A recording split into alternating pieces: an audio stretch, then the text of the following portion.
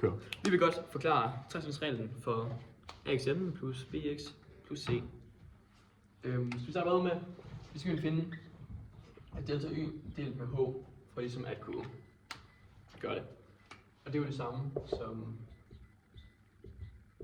fx plus h. Og lige kalder vi b der, hvis jeg lige går.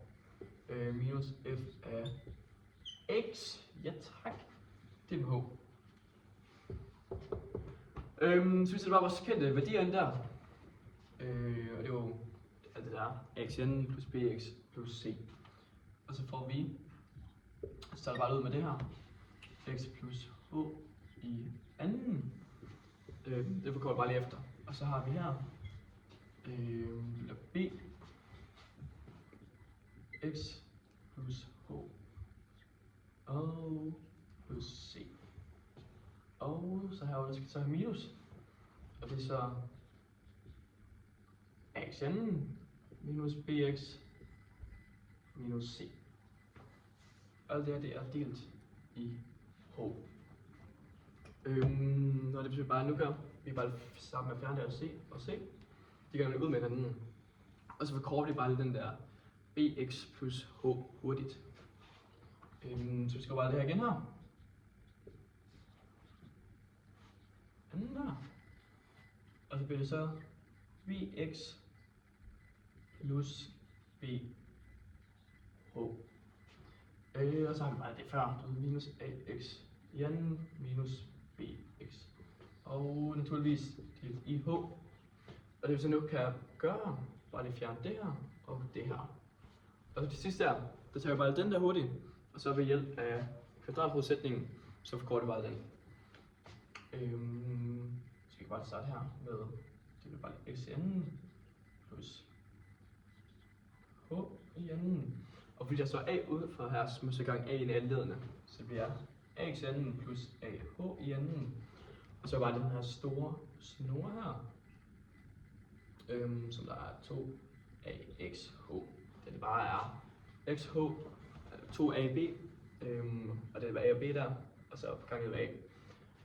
Og så var det herovre, så var det plus bh og minus ax i anden.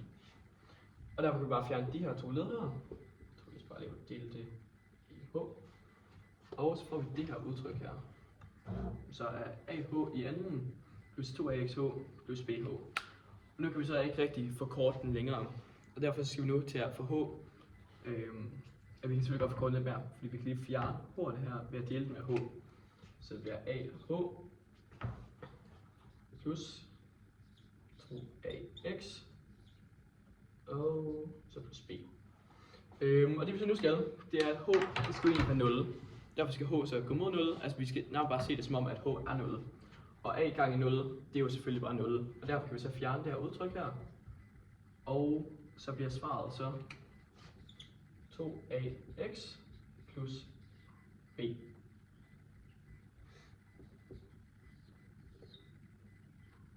Skal jeg ikke se. Yes. Bum. Ja, og vi skulle også lige opsætte en, eller tegne en skitse af en ringårsfunktion, fordi det er det vi har valgt. Så jeg sletter lige hurtigt. Vise det her.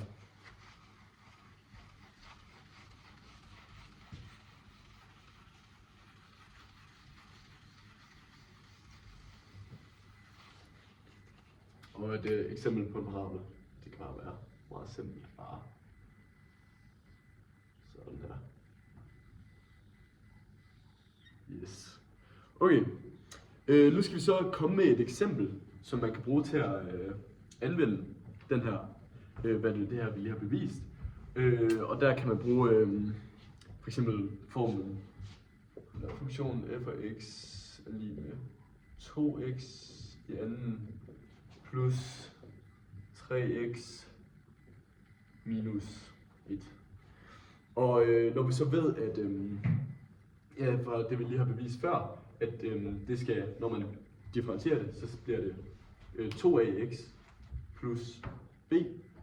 Så har vi jo vores a-værdi lige her, vores b-værdi lige her, og det giver jo så den differentierede funktion, det er 4x plus 3. Og her kan vi så også beregne f-mærke til 4, og det er jo meget simpelt, det gør man bare ved at putte 4 ind på x's plads, så det giver 4 gange 4 plus 3, hvilket er 19.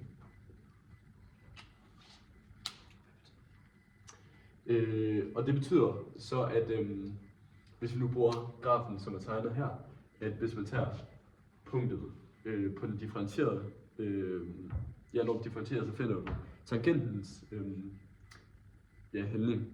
Og så kan man så se, når at der er en x-værdi på 4, vi kan sige det cirka her, så vil grafen her stige med 19. Yes. Vi har valgt produktregnereglen, og det er den, jeg har tænkt mig at bevise nu. Sætningen på produktregnereglen lyder på, hvis funktionen f af x og g af x er differentiable i x er 0, så er også funktionen hx lige med f af x gange g af x differentiable i x er 0. Og differentialkoefficienten er altså h mærke x er 0 lige med f mærke x er 0 ganget med g x er 0 plus f x 0 ganget med g mærke x er 0. Det var nu lige hurtigt at skrive op. Den har jeg så skrevet op nu. Nu tegner jeg altså et koordinatsystem, der ser sådan her. Og her har vi y. Og x. Så kan jeg altså indtegne h, men da h ikke er givet, kunne h så se sådan der ud. Sådan der. Så kan vi så finde et tilfældigt punkt på x-aksen, som er x er 0, og gå op på hx og ud på y-aksen, hvor vi så finder hx 0. Så er altså punkten lige der. Og så kan man indtegne en tangent, der kunne se sådan der ud. Sådan der. Så har vi en tangent. Da hældningen på tangenten er differentialkoefficienten, så er det altså den, vi skal bevise. Men man skal altså bruge 2 punkter for at bevise den. Så nu kan vi altså gå ud og finde et nyt x-punkt lige her. Og der er en forskel her. Der er forskellen delta x. Så der står herude x er 0 plus delta x. Sådan der. Og så kan vi altså gå op på hx igen. Og ud på y-aksen, hvor vi så finder hx0 plusset delta x, da det er forskellen. Men der er altså også en forskel heroppe, og den kan vi så kalde delta y. Ja, så har vi altså et nyt punkt lige her, hvor vi så kan indtegne en ny linje her, som altså er sekanten. Og da sekanten hældningen er differenskoefficienten, kan vi altså skrive AS, altså sekantens hældning, lige med delta y delt i delta x, da delta y er forskellen med delta x, og derved giver hældningen på hx. Også sekanten. Nu har jeg så delta y, men delta y det kan jeg altså også skrive som hx0 plus delta x minus x er 0. Så det vil jeg nu gøre. Det er jeg skrevet op her, og det er altså stadigvæk delt i delta x.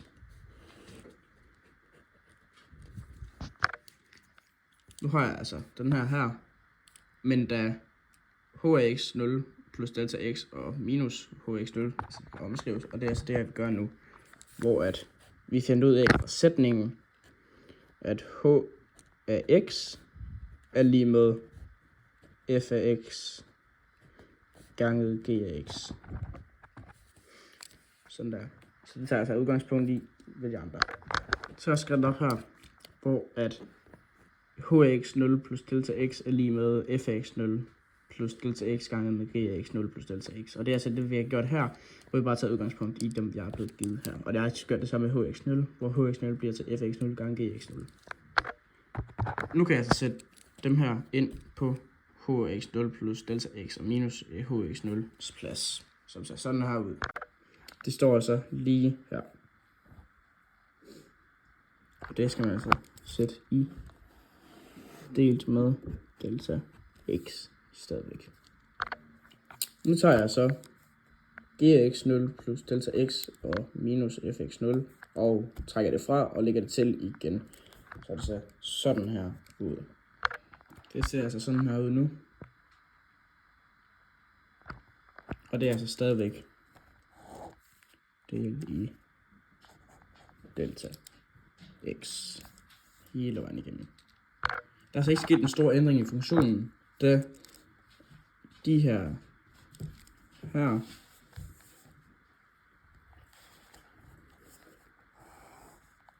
er lige med 0. Men da der er en gx0 plus delta x her og en gx0 plus delta x her, betyder det altså, at jeg kan sætte det i parentes. Så nu ser sådan her ud. Så er det nu, vi ser sådan her ud.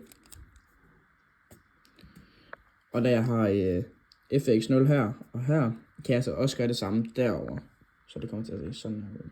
Så det hele så kommer til at se sådan her ud, hvor der står fx0 plus delta x minus fx0 ganget med gx0 plus delta x plus fx0 gange gx0 plus delta x minus gx0. Og det er altså stadigvæk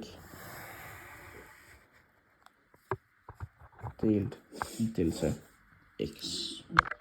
Nu vil jeg altså lave det her om til 2 mindre brøker. Og det vil jeg gøre ved at splitte det op, hvor på den ene side kommer der til at stå fx0 plus delta x minus fx0, hvor jeg så trækker gx0 plus delta x ned, delt i delta x. Og på den anden side, med, hvor jeg har trykket fx0 ned, og så står der gx0 plus delta x minus gx0 delt med delta x. Det vil jeg skrive op nu. Så det kommer også til at se sådan her ud.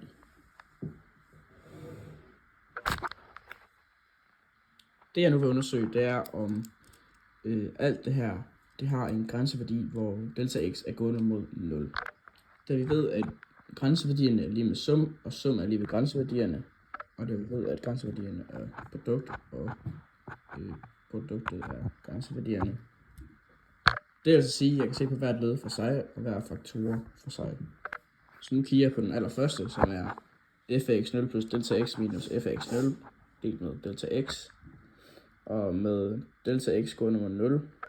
Ja, og da vi ved, at forsætningen, at f af x er en differentiabel ting, kan vi altså derved, som altså betyder, at differenskoefficienten har en grænseværdi for delta x gående mod 0. Og grænseværdien, det er altså den her differential koefficient. Så vi ved altså, at den første bryg her, den går mod f mærke gx0. Vi ved også godt, at gx0 plus delta x gx er et differentiabel, men da gx0 plus delta x er kontinuer, betyder det, at den er gående mod gx0. Så går vi videre til næste led, hvor der står plus, så skriver vi der. Og det er altså fx0. Og det vi ved ligesom før, at g og x var differentiabel, kan vi altså sige, at den er det samme, og derved gående mod g-mærke x er 0. Og der har vi altså beviset for produktregnereglen.